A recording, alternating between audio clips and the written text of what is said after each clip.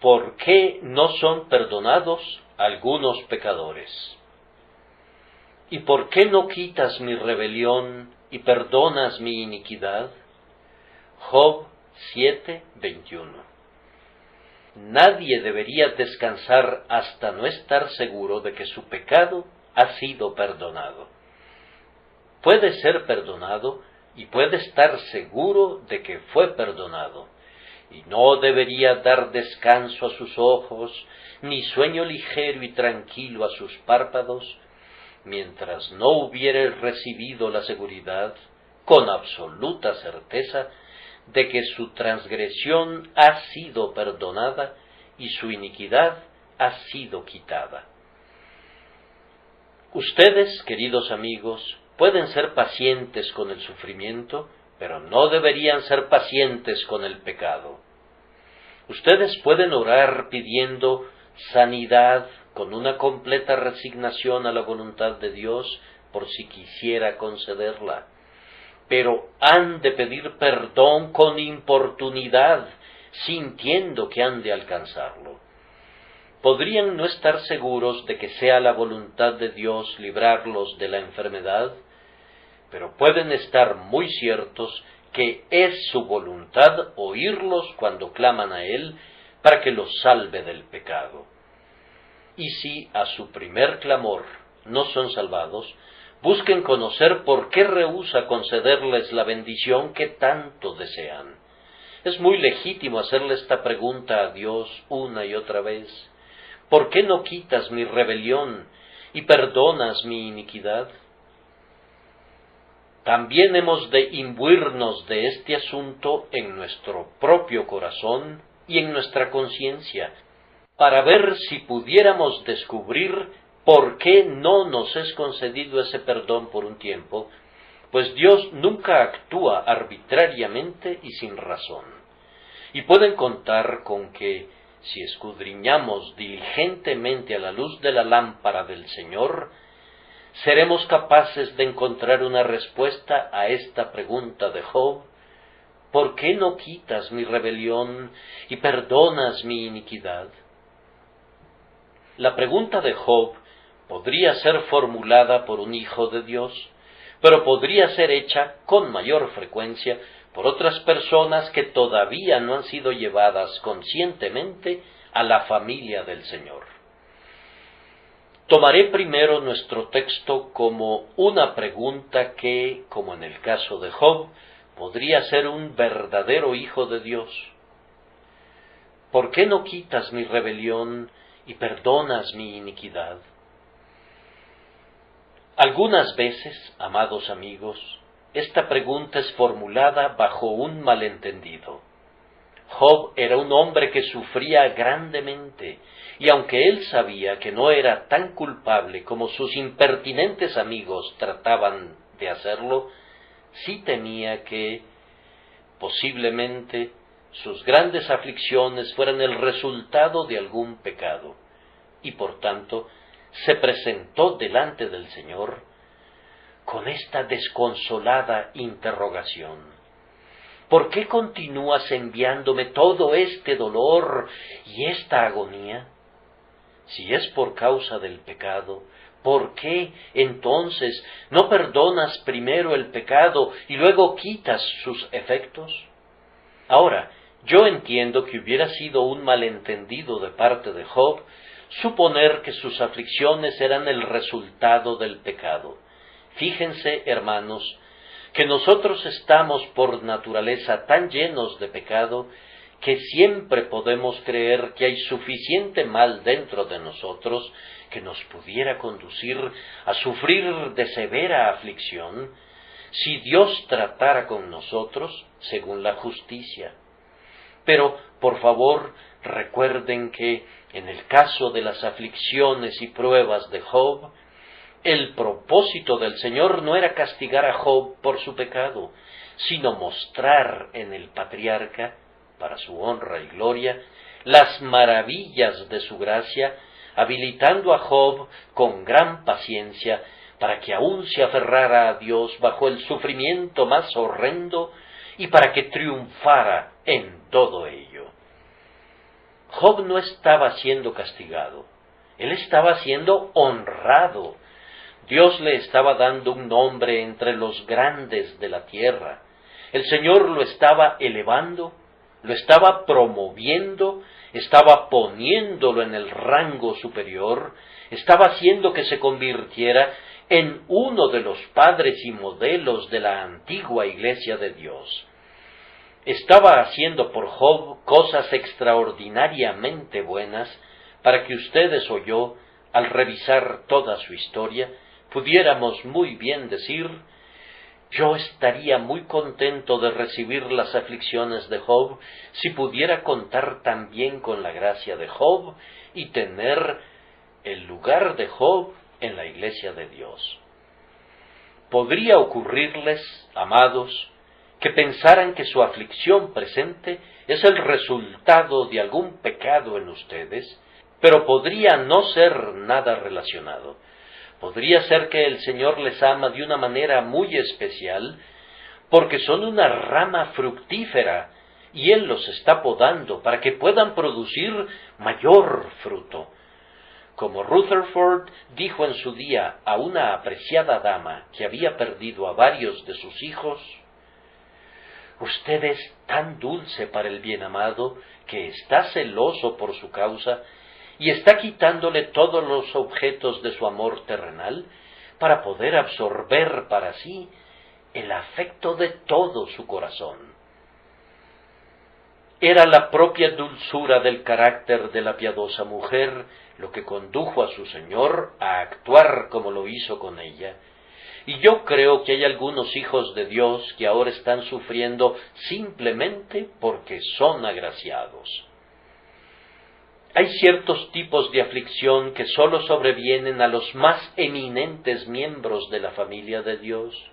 Y si ustedes son algunos de aquellos que son honrados de esta manera, en vez de preguntarle a su Padre Celestial: «¿Cuándo perdonarás mi pecado?», podrían decirle con mayor propiedad: «Padre mío, puesto que tú has perdonado mi iniquidad y me has adoptado como un miembro de tu familia, acepto alegremente mi porción de sufrimiento, ya que en todo esto tú no estás trayendo a mi mente el recuerdo de ningún pecado no perdonado, pues yo sé que todas mis transgresiones fueron contadas sobre la cabeza del macho cabrío de la antigüedad. Como tú no estás poniendo delante de mí ningún motivo de contención entre tú y yo, pues yo camino en la luz como tú estás en la luz, y tengo una dulce y bendita comunión contigo, me inclinaré delante de ti, y amorosamente besaré tu vara, aceptando de tus manos cualquier cosa que tu decreto infalible establezca para mí». Sería algo bendito, queridos amigos, que pudieran adentrarse en ese estado de mente y de corazón, y podría suceder que su ofrecimiento de la oración del texto estuviera cimentado sobre un total malentendido de lo que el Señor está haciendo con ustedes. Algunas veces, también, un hijo de Dios usa esta oración bajo un sentido muy inusual de pecado. Ustedes saben que, cuando están contemplando un paisaje, pueden fijar su mirada de tal manera sobre un objeto en especial, que ya no miran el resto del paisaje. Podrían dejar de ver sus grandes bellezas porque observaron únicamente una pequeña parte del mismo. Ahora, de manera semejante, ante la observación del creyente, hay un amplio rango de pensamiento y de sentimiento. Si fijan su mirada sobre su propia pecaminosidad, como muy bien podrían hacerlo, pudiera ser que se olviden de la grandeza del amor todopoderoso y de la grandiosidad del sacrificio expiatorio. Pero, sin embargo, aunque no los olvidaran, no pensarían tanto en ellos como debieran, pues parecería que hacen de su propio pecado y de toda su atrocidad y gravedad el objeto central de su consideración. Hay ciertos momentos en que no puedes evitar hacerlo. Esos pensamientos y esos sentimientos me sobrevienen a mí, así que puedo hablar basándome en mi propia experiencia. Encuentro que algunas veces, sin importar lo que haga, el pensamiento rector en mi mente tiene que ver con mi propia pecaminosidad, con mi pecaminosidad incluso desde mi conversión, con mis deficiencias y mis descarríos de mi Dios lleno de gracia, y con mis pecados incluso de mis cosas santas. Ahora bien, es bueno pensar en nuestro pecado de esta manera, pero no es bueno pensar en él desproporcionadamente en comparación con otras cosas. Cuando he acudido al médico porque estoy enfermo, he pensado naturalmente en mi enfermedad. Pero ¿acaso no he pensado también en el remedio que me había de prescribir y en los muchos casos en que una enfermedad ha cedido frente a ese remedio? Entonces, ¿acaso no sería indebido que fijara mis pensamientos enteramente sobre un hecho y excluyera otros hechos compensatorios? Sí, y así es precisamente como actuamos muchos de nosotros, y luego clamamos a Dios como lo hizo Job: ¿por qué no quitas mi rebelión y perdonas mi iniquidad? Cuando, en verdad, ya está quitada y ha sido perdonada. Si intentáramos verlo, fluye delante de nosotros ese arroyo sagrado de la sangre propiciatoria de nuestro Salvador, que cubre toda nuestra culpa, de tal forma que, aunque sea grande, no existe a los ojos de Dios, pues la sangre preciosa de Jesús la ha borrado toda para siempre. Hay otros momentos en los que el creyente podría, tal vez, articular la pregunta de nuestro texto, esto es, siempre que se meta en problemas con su Dios. Ustedes saben que después de que somos completamente perdonados, como lo somos al momento de creer en Jesús, no somos considerados más como criminales delante de Dios, sino que nos convertimos en sus hijos. Ustedes saben que es posible que un hombre que ha sido llevado a la corte como un prisionero sea perdonado, pero supongan que, después de ser perdonado, fuera adoptado por aquel que actuó como su juez y fuera integrado a su familia, convirtiéndose en su hijo. Ahora, después de hacer eso, ¿no supondrían que sería capaz de llevarlo nuevamente delante del tribunal para juzgarlo y ponerlo en prisión? No, si se convirtiera en el hijo del juez, sé lo que haría con él. Lo pondría bajo las reglas de su casa, a las cuales todos los miembros de su familia se espera que habrán de conformarse. Luego, si él se portara mal en su condición de hijo, entonces no habría esa libertad de trato y de comunión entre él y su padre que debería existir. Por la noche, el padre podría rehusar besar al hijo descarriado y desobediente. Cuando sus hermanos están gozando de la sonrisa del padre, podría corresponderle un ceño fruncido como su porción. No que el padre lo hubiera echado de su familia, o lo hubiera hecho en alguna medida menos hijo de lo que era, pero hay una nube entre ellos debido a su comportamiento indebido. Temo, mis queridos amigos, que algunos de ustedes han de haber sentido algunas veces lo que esta experiencia significa, pues entre ustedes y su Padre Celestial, aunque ustedes están seguros y Él nunca los apartará de sí, hay una nube. Ustedes no están caminando en la luz y su corazón no es recto a los ojos de Dios. Yo los exhorto sinceramente a que no permitan que esta triste situación ocurra, o si alguna vez sucediera, les ruego que no permitan que ese triste estado de cosas dure ni siquiera un día. Resuelvan la contienda con su Dios antes de que se vayan a la cama. Tal vez el hijo ha estado enfadándose y enfurruñándose y su padre ha tenido que hablarle muy ásperamente. durante largo tiempo ha sido muy altanero para ceder. Pero al fin, el pequeñito ha venido y ha dicho: Padre, estaba mal y lo siento. Y al instante hubo una perfecta paz entre los dos. El padre le dijo: Eso es todo lo que quería que me dijeras, mi querido hijo. Yo te he amado incluso cuando has sido díscolo, pero yo quería que sintieras y reconocieras que estabas actuando mal. Y ahora que lo sientes y lo reconoces, mi molestia ha concluido. Acércate a mi pecho, pues tú eres tan amado para mí como el resto de la familia. Puedo imaginar muy bien que, cuando han tenido propósitos encontrados con Dios, Él ha rehusado por un tiempo depositar en el corazón de ustedes el sentido de su amor paternal.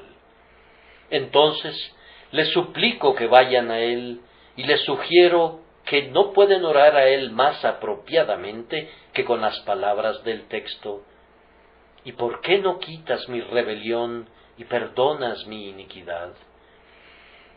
O soliciten en oración, como lo hizo Job, un poco más tarde: hazme entender por qué contiendes conmigo, pues quiero estar en paz contigo, y mi espíritu recién nacido no puede tener descanso mientras haya alguna causa de contienda entre nosotros. Hasta aquí me he dirigido a los hijos de Dios. Hasta aquí me he dirigido a los hijos de Dios. Ahora solicito sus sinceras oraciones para que sea guiado a hablar sabia y poderosamente a los demás. La pregunta en nuestro texto podría ser formulada por algunos individuos que no son conscientemente hijos de Dios. ¿Por qué no quitas mi rebelión y perdonas mi iniquidad? Y primero, me parece oír que alguien hace este tipo de interrogación: ¿por qué Dios no quita mi rebelión y acaba con ella? Cuando asisto a este lugar, oigo mucho acerca de la expiación por la sangre y de la reconciliación a través de la muerte de Cristo. Pero, ¿por qué Dios no me dice simplemente: es cierto que has hecho mal, pero yo te perdono, y allí termina todo el asunto? Con suma reverencia para con el nombre y el carácter de Dios, debo decir que tal curso de acción es imposible. Dios es infinitamente justo y santo, Él es el juez de toda la tierra y debe castigar el pecado. Ustedes saben, queridos amigos, que hay momentos, incluso en la historia de los reinos terrenales, en los que los gobernantes dicen, al menos por sus acciones, si no es que por sus palabras: hay sedición por todas partes, pero dejaremos que continúe. No queremos parecer severos, así que no queremos suprimir a los rebeldes. ¿Cuál es la consecuencia inevitable de tal conducta? Pues bien, que el mal se torna peor y peor. Los hombres rebeldes presumen basándose en la libertad que les es concedida y se toman mayores libertades, y a menos que el legislador tuviera la intención de que su ley fuera pateada por toda la calle como un balón de fútbol, a menos que pretenda que la paz y la seguridad de sus súbditos que cumplen con la ley sea absolutamente destruida, al final está obligado a actuar y dice: no puede permitirse que este estado de cosas continúe. Yo sería cruel para con nosotros a menos que desenvaine la espada y haga justicia para ser respetado por todo mi reino. Yo les digo, queridos amigos, que la cosa más terrible del universo sería un mundo lleno de pecado, y sin embargo, que no hubiera un infierno para su castigo. La más espantosa condición en la que se podría encontrar alguien es la condición de absoluta anarquía, cuando cada persona hace lo que le plazca y la ley se vuelve totalmente despreciable.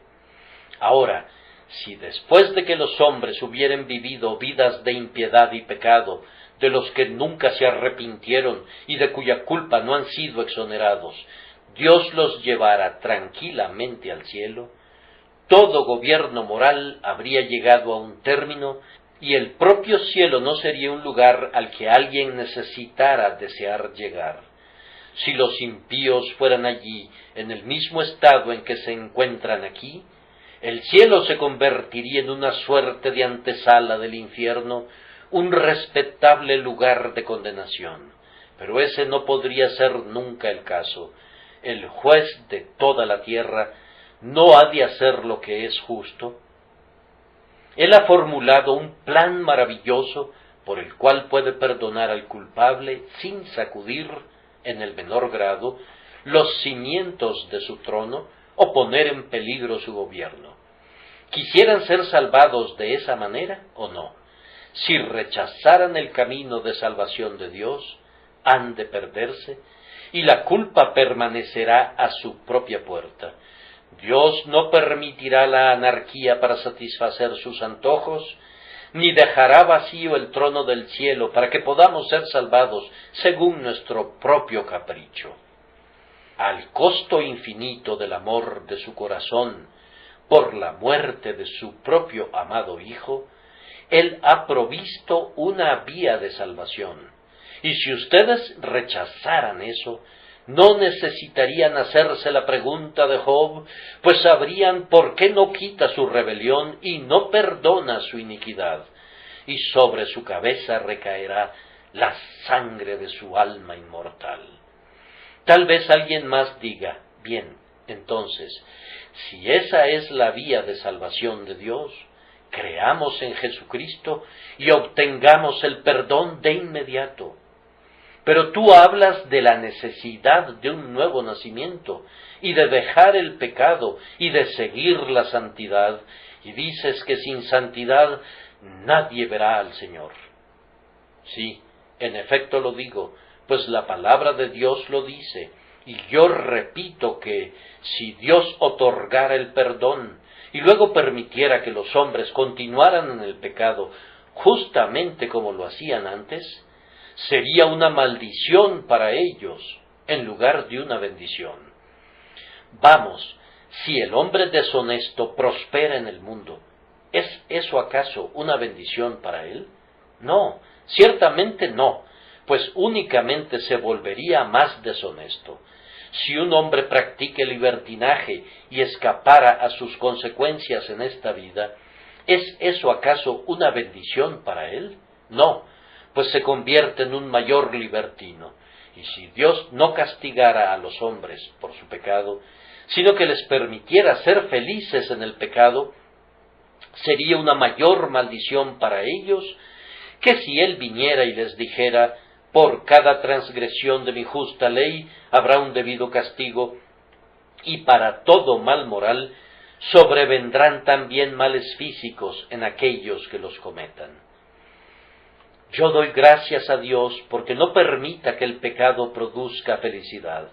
Bendigo a Dios porque pone el castigo a espaldas del mal, pues así debería ser.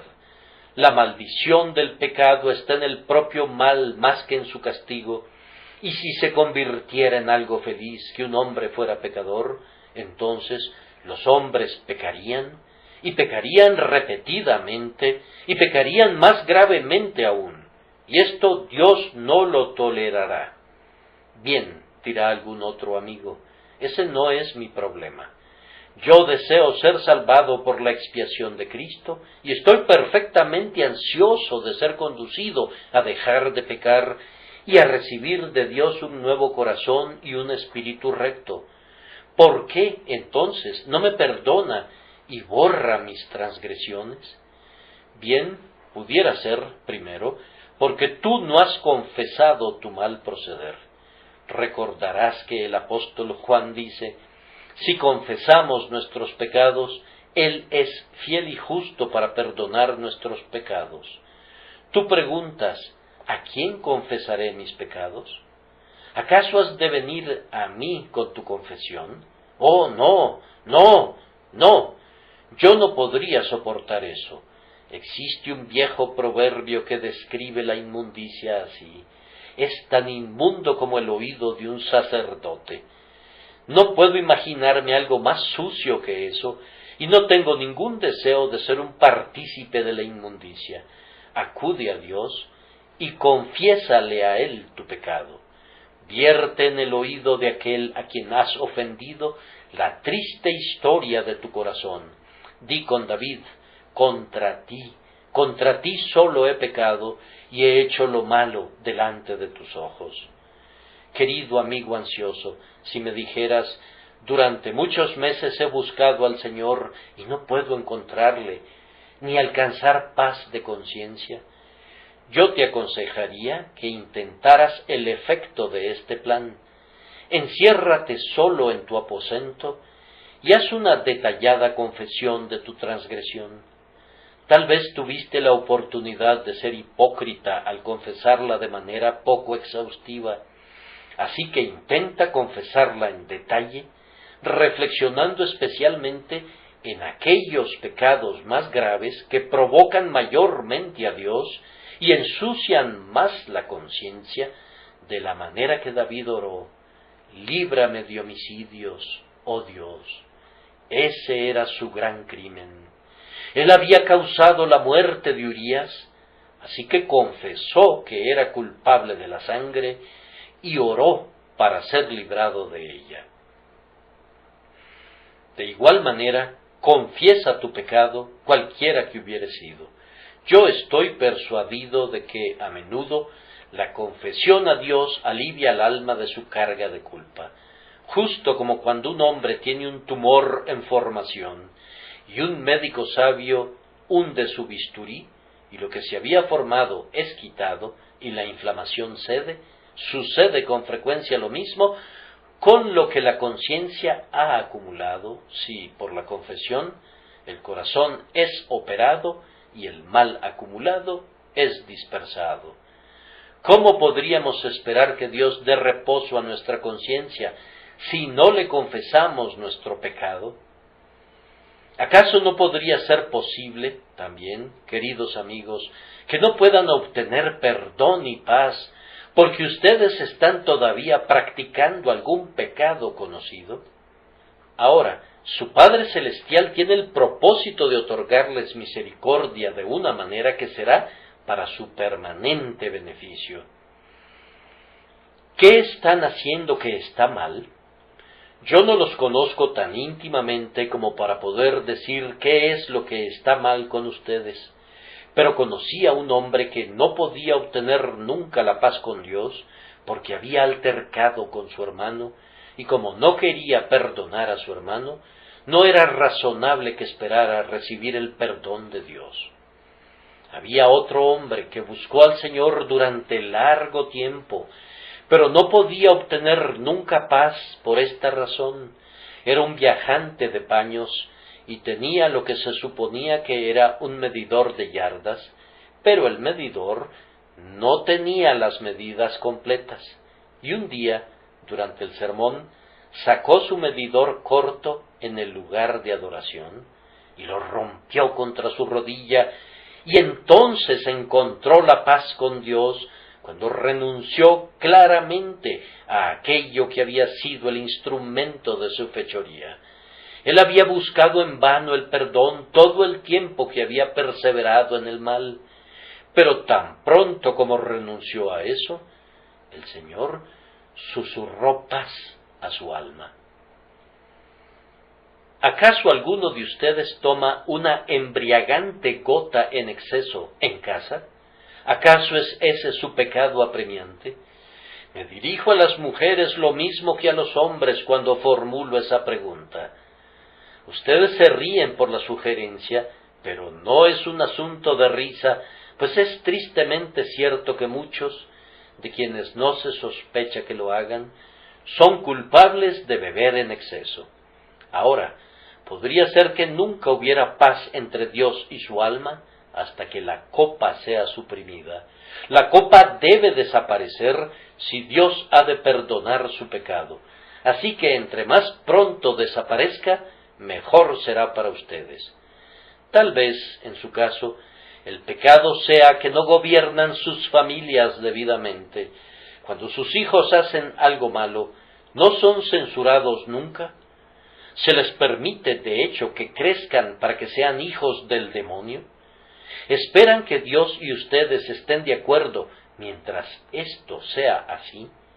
Piensen en qué queja tenía Dios con Elí en relación a ese tema, y recuerden cómo terminó esa contención, porque Elí increpó blandamente a sus hijos. ¿Por qué hacéis cosas semejantes? Pero no los reprimió cuando se envilecían.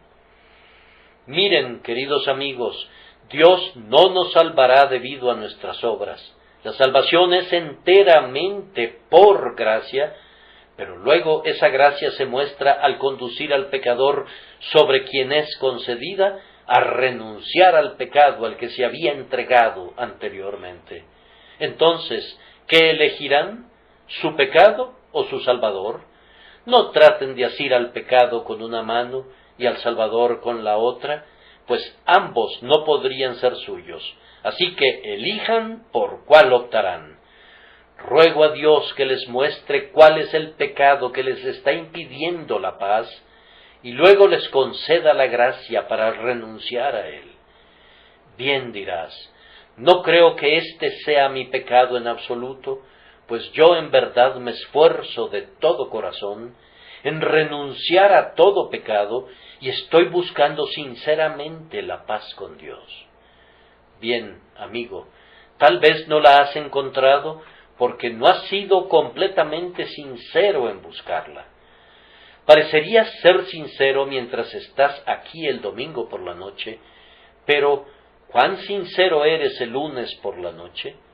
Tal vez eres bastante sincero entonces, porque vienes a la reunión de oración. Pero, ¿qué pasa el martes? ¿Y el miércoles? ¿Y el resto de la semana? Cuando un hombre realmente quiere que su alma sea salvada, debería abandonar todo hasta no haber resuelto ese asunto de suma importancia. Sí, me aventuraré a decir tanto como eso. Recuerden lo que hizo la mujer de Samaria cuando recibió la palabra de Cristo junto al pozo de Sicar. Ella había ido al pozo en busca de agua, pero mírenla cuando va de regreso a la ciudad. ¿Hay acaso algún cántaro sobre su cabeza? No. La mujer dejó su cántaro y olvidó lo que había sido para ella una ocupación necesaria una vez que fue conducida a pensar seriamente acerca de su alma y de su Salvador. No quiero que olviden que cuando han encontrado a Cristo, pueden cargar con su cántaro y sin embargo asirse a Cristo. Pero mientras no lo hubieran recibido realmente por fe, me gustaría verlos tan plenamente absorbidos en la búsqueda de la única cosa necesaria, que todo lo demás es colocado en un lugar secundario o más bajo que eso. Y si llegaran a decir, mientras no sea salvado, no voy a hacer absolutamente nada, me iré a mi aposento y voy a clamar a Dios pidiendo misericordia, y de esa recámara no saldré mientras no me bendiga, yo no los acusaría de fanatismo, ni nadie más lo haría que conociera el valor relativo de las cosas eternas y de las cosas del tiempo y del sentido. Vamos, hombre, para salvar tu abrigo, ¿desperdiciarías tu vida? No, responderías, el abrigo es una insignificancia comparado con mi vida. Bien, entonces, como tu vida es de mayor valor que tu abrigo, y como tu alma es de mayor valor que tu cuerpo, y como lo primero que necesitas es obtener el perdón de tu pecado para que tu alma sea salva, mientras no se haya hecho eso, todo lo demás puede hacerse de lado. Que Dios les conceda tal desesperado denuedo que los induzca a querer y tener esa bendición. Cuando alcancen esa determinación, la tendrán. Cuando no puedan recibir una negativa de Dios, no recibirán una negativa. Hay todavía algo más que voy a mencionar como una razón por la que algunos hombres no encuentran al Salvador, y sus pecados no son perdonados. Y es porque no se apartan de la base errónea y se colocan sobre la base correcta. Si has de ser perdonado alguna vez, querido amigo, debe ser enteramente por un acto del favor divino e inmerecido. Ahora, tal vez estás tratando de hacer algo para recomendarte delante de Dios. Tú rechazarías con desdén la doctrina de ser salvado por tus propios méritos, pero aún así, tú tienes un concepto de que hay una cosa u otra en ti que te puede recomendar ante Dios en alguna medida o grado, y todavía piensas que la base de tu perdón debe radicar en alguna medida en ti. Bien, ahora, nunca podrías tener el perdón de esa manera. La salvación es o toda por obras, o de lo contrario, toda de gracia. Estás anuente a ser salvado como un pecador culpable y merecedor del infierno, como uno que no merece la salvación, sino que, por el contrario, merece soportar la ira de Dios.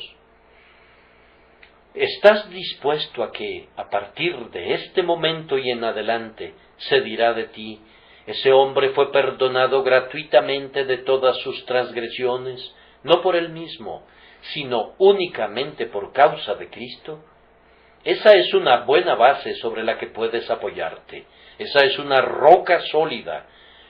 Pero algunos hombres parecieran poner un pie sobre la roca y dicen, sí, la salvación viene por Cristo. ¿Y dónde está tu otro pie, amigo mío? Dice que ha sido bautizado, o que ha sido confirmado, o que de alguna manera u otra ha hecho algo en lo que puede confiar. Ahora, toda esa confianza no es sino apoyarse sobre arena, e independientemente de cuán firme se ha plantado tu otro pie sobre la roca, te caerías si este pie está sobre arena. Necesitas una buena base para ambos pies, querido amigo, y procura conseguirla. Este debe ser su lenguaje. Tú, oh Cristo, eres todo lo que necesito. Lo encontrado en ti sobrepasa todo.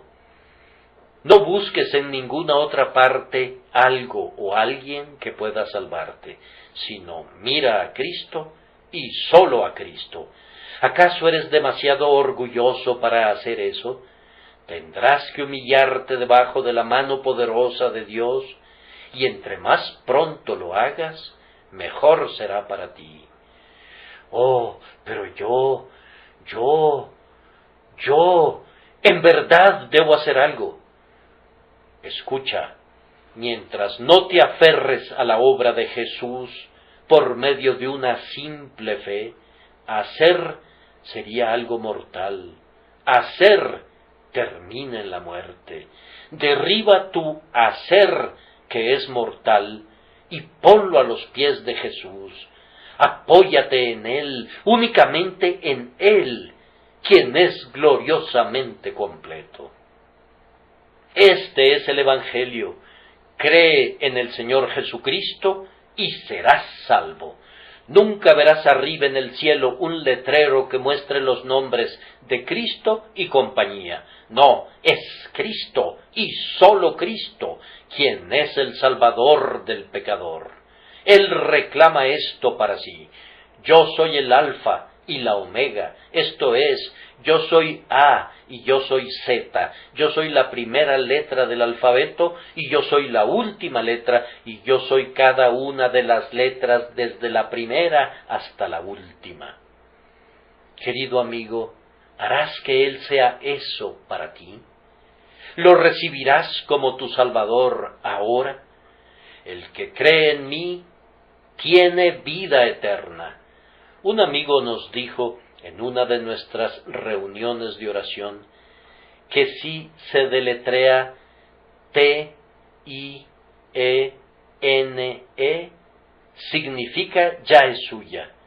El que cree en el Hijo es un pecador salvado, posee esa vida eterna que no muere nunca y que no le puede ser arrebatada.